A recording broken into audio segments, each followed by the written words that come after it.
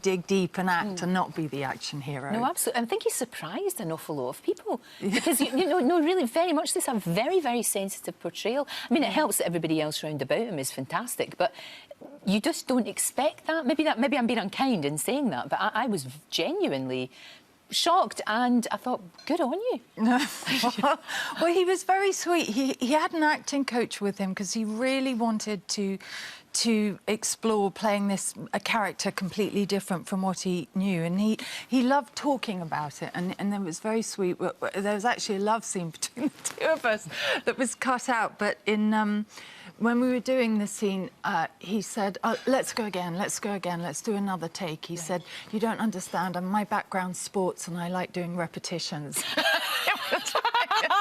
That's fantastic. I do like that. I really do. I like a man with a sense of humour, and a man that is definitely showing his sensitive side. Yes, and he does have that sensitive side. He does have a great sense of humour, and he really mucked in. It was made on, as I said, on a 2.5 pennies, and he just went along with it.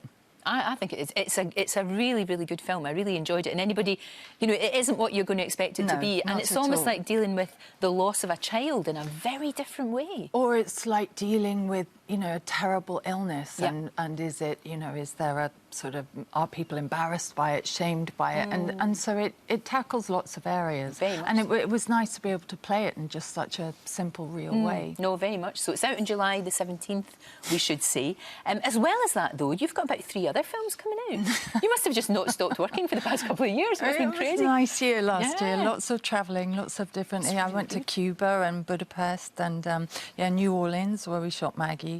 It's an amazing thing about the job is that, you get to go to places that you've always wanted to. Yeah, no, very much so. And I have to ask, how's your lovely daughter?